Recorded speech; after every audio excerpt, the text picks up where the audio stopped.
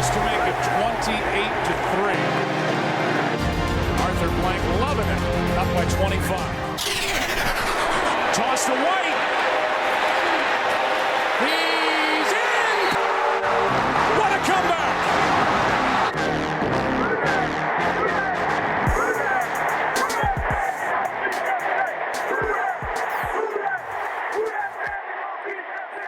All right, welcome to another episode of the 28-3 podcast. It is a short week for us, so we're going to go ahead and crank out the preview pod for this Thursday night's game against the Broncos.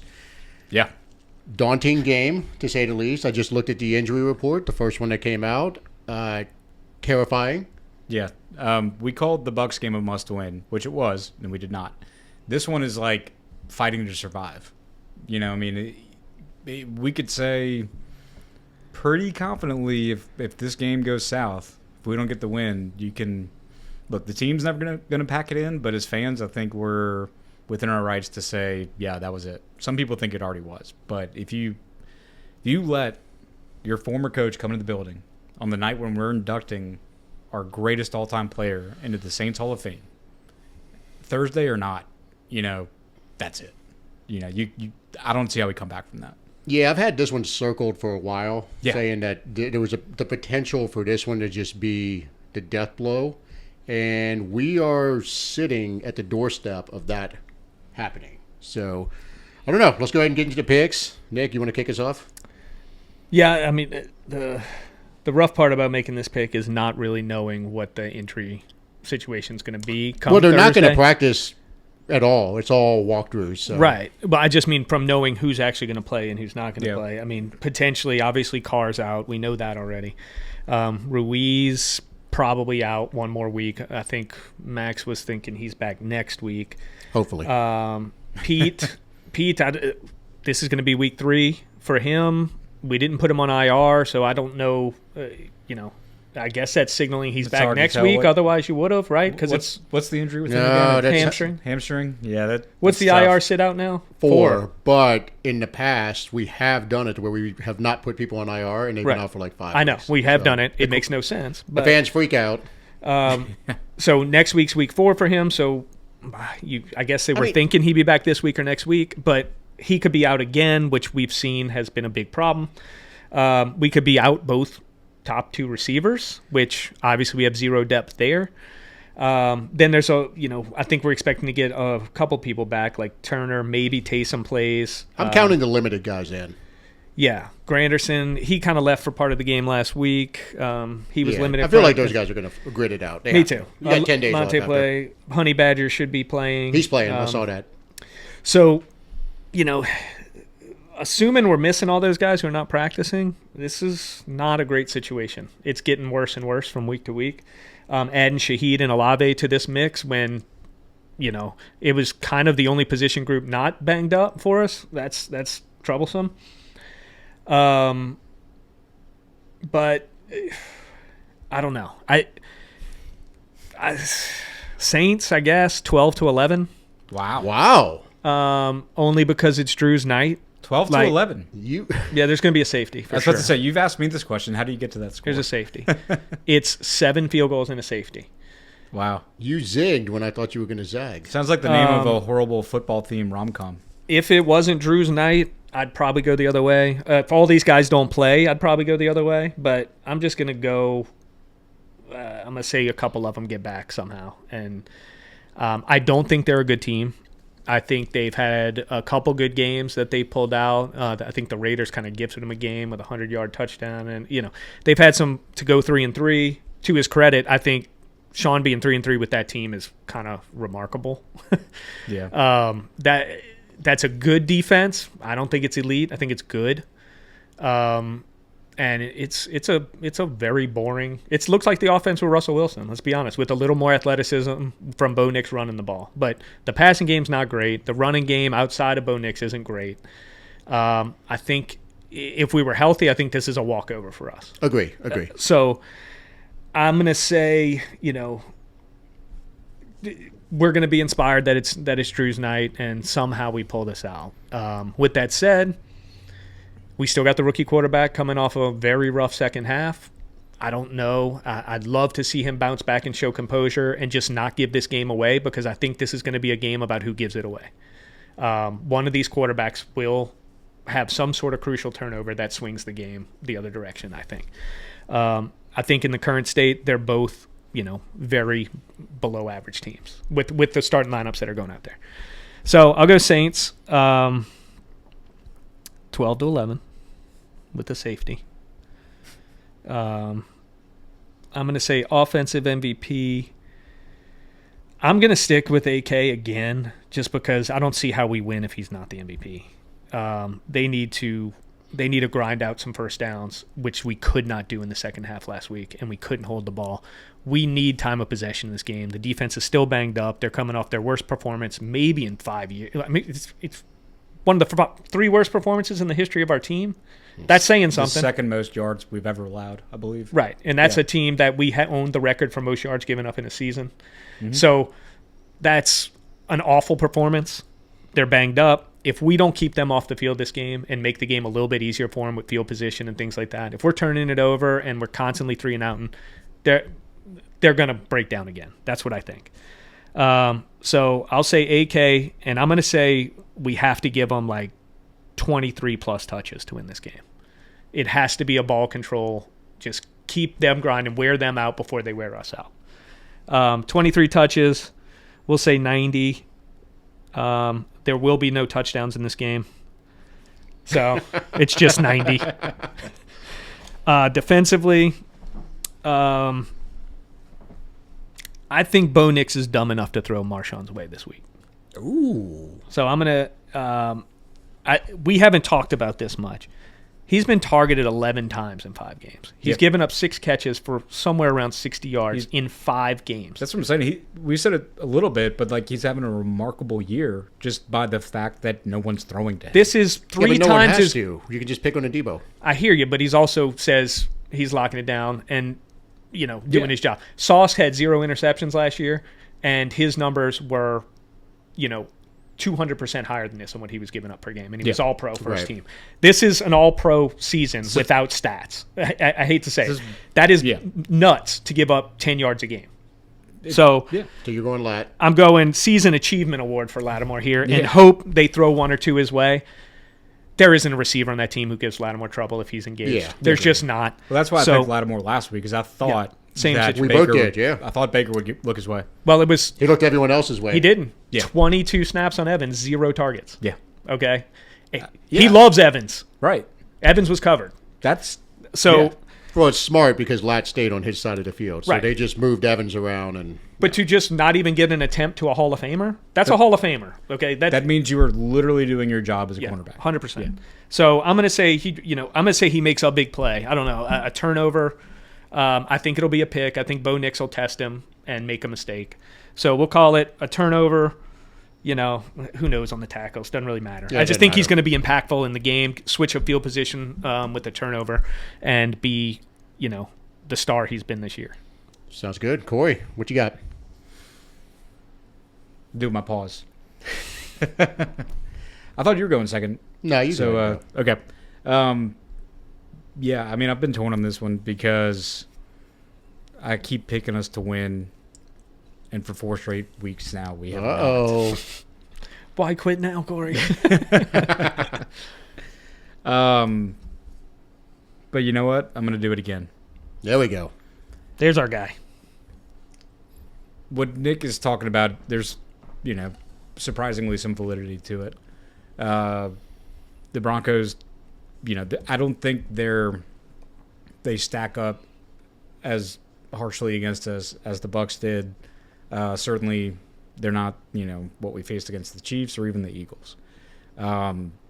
This just might be, and they might be without Surtain, their best cornerback. It might just be a game where what Kubiak's trying to do, especially with Rattler and the rollouts and play action, can work. I don't know that we're going to. Until I see more out of the center and starting guards, I don't think that we're going to see the kind of success we need running the ball. But I do think against this defense, we can game plan around it. I also think with the way Sean Payton calls plays, has shown to call plays this year, our defense will have opportunities to get that offense off of the field to give our offense a little bit more chance to get into a rhythm. So that said, I'm going to go Saints win. I think there will be touchdowns in this game. Bold take. But a couple. Let's say Saints 17, Broncos 12. I think they might have a field goal fest. And for the Saints offensive MVP, look, I'm going back to him. I think it's going to be Rattler this one. I think the mistakes he made were rookie mistakes, but in a strange way, giving him less time to kind of sulk over it, second guess it, overthink it. You could tell he knew what he did wrong on the sideline immediately after. The dude was pissed. He knew exactly what he did wrong.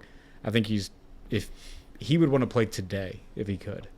So I think he comes out on fire. I'm not saying he's going to have a crazy ass game, like he's not going to have the 300-yard, 4-touchdown type of game, but I think he's going to have one passing touchdown, and he's going to keep the ball out of the other team's hands. So the fact that he's going to throw no interceptions is going to be huge for a rookie. And if he has 0 turnovers, I'll give him MVP, regardless of what everyone else does. I think he holds onto the ball. Let's give him about 240. Jesus. Good Lord. He threw 243 last week, so I don't think Carr hit 240 all year, but 70 of it was after the game was he over. he didn't have to. I think we're going to have to throw the ball to the edge more to get yards to keep drives going. I don't think running up the middle is going to work. 240. All right, got it. So what you used to see in rushing yards when we were clicking is going to be replaced by short passes. okay. And then on defense, I'm going to go – it looks like he's going to play, so I'm going to go with Honey Badger. I think he pulls some old veteran tricks on Stole my guy. Ferris Bueller, Bo Nix. And, gets in there, give me a pick for Honey Badger, either a pick or a forced fumble, minimum 5 tackles. Okay. Max? All right. Well, looking at the injury report, the concerning one that just popped up is going to be Rashid Shaheed. I saw Rappaport just reported right before we started recording. That's right. That his knee injury is quote-unquote concerning. So, I don't know. It seems like he's iffy for this week, which, we're already down receivers because I don't see there's any way that Olave is going to play given that he had a concussion 24 hours ago. No. But to Nick's point, it's Drew Brees going into the Saints Hall of Fame. I think the Saints are going to find a way to win this game, keep hope somewhat alive. I am going to go with Taysom as the MVP. So let's get the score. First, I'm going to say this looks like 19-17. There's going to be a lot of field goals in this game on our part. I do think Taysom gets 1 touchdown. Defensive MVP, I'm going to go with Corey on this. I do think the Honey Badger will play as well, and I do think he has an interception. I don't think Nix is going to be dumb enough to throw the ball at Marshawn, especially given that Sean Payton drafted and coached him. I'm just going to tell him to avoid him at all costs, and they'll probably scheme away from him as much as possible. So I just don't see it happening.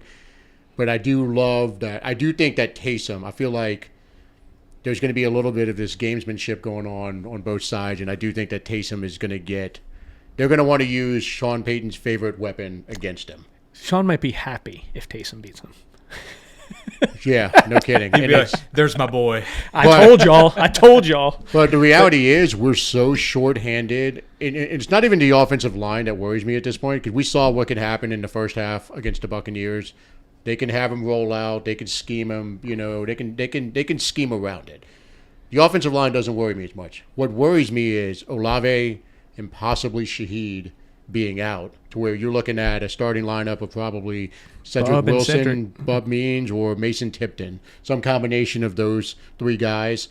There's an argument for Juwan Johnson. I could see him stepping up this week. It seems like Rattler had a little something going with him. Clint drew up a lot for him this week, and we haven't all year. That was interesting. Yeah. Do we allow Max? This is a good question. Since there is a chance Taysom doesn't play, do we allow a backup pick, or are you just all in? If he's injured, you Kind miss. of like in when I play golf, you hit a provisional tee shot.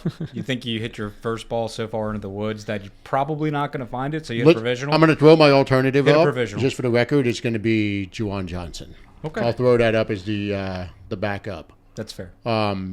Let's just say Taysom doesn't play. I feel like Juwan's going to have 80 yards, and he'll get the touchdown. Okay. Cool. But I do think for storyline purposes, I think it makes sense for Taysom to be the guy that is the catalyst for a win. Yeah. But I just feel like the BREES getting inducted into the Saints Hall of Fame, it's a Thursday night game. The crowd will be amped. I'll be there. I think you guys are going to – well, you're not going to be there. Nick, you're going to be there. It seems like everybody we know is going to be there and fired up. You know, a lot of people haven't been to a game all year. This seems to be the one that everybody wants to go to. So I think the Dome is going to be – it's going to be rocking. Oh, yeah, for sure. At least in the beginning. Yeah, at least in the beginning. So I'm going with the Saints. Got to keep it that way. And I'll tell you this, if we lose this week and it looks anything like last week, that might be the last time I pick them for the season. You did it last year. I did it last year, but we'll see what happens. I need to get back into the standing, so, Yeah, you got to just... I don't want to see us get to that point. Yeah, it brought you all the way to last year, didn't it? No, he was still last. I think I was Oh, were you? still Yeah. last. It brought me from, like, being basically within one of... You and I were, like, back and forth, and then it just took Gave me a fighting chance. It gave Corey a fighting chance. But, nope, I'm sticking with that, and we'll see what happens. But before we get out of here, brand new segment. Big news. Brand new segment brought to you by our first sponsor. So, Nick, you want to hit the sponsor real quick? Or actually, We're calling this Corey's Lock of the Week, and it is sponsored by, like Max said, our first sponsor, the Norton Leatherman Spine Center of Louisville, Kentucky. All the way from Louisville. So Max is going to present.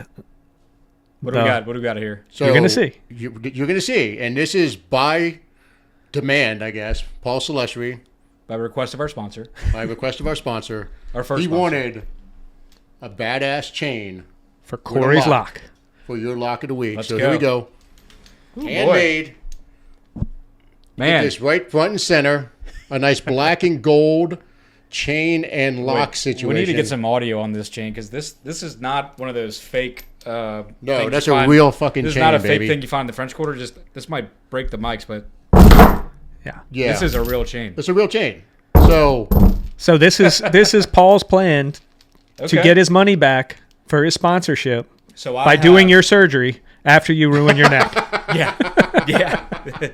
That's smart on his part. So new segment, Lock of the Week, and this is no. Corey's Lock of the Week Corey's. brought to you by... The Norton Leatherman Spine Center, Louisville, Kentucky. So we will Our wrap up... sponsor. We're going with a mainstream sponsor, you guys. Exactly. So we will wrap Right. up every single preview episode with the Lock of the Week. All right. So you better bring the heat. Should we get into the locks? Let's do it. Let's get do it. into it. Okay, Corey's Locks. Here we go. First ever Corey's Locks of the Week. When you're watching this game this week, the one thing that is destined to happen, certain to happen, is that Sean Payton is going to dial up a reverse that gets blown up in the backfield, probably on third down, and I'll give you a twofer for this week. The Saints get a defensive touchdown against the Broncos in the Dome. The Dome's going to be going crazy. That's your Lock of the Week. Brought to you by... The Norton Leatherman Spine Center in Louisville, Kentucky. Reverse from Sean Payton when he shouldn't run a reverse, and a defensive touchdown from the Saints. That's your lock. And with that, we'll go ahead and wrap this one up. Thank you for listening to another episode of the 28 to 3 podcast. Who dat? Who dat?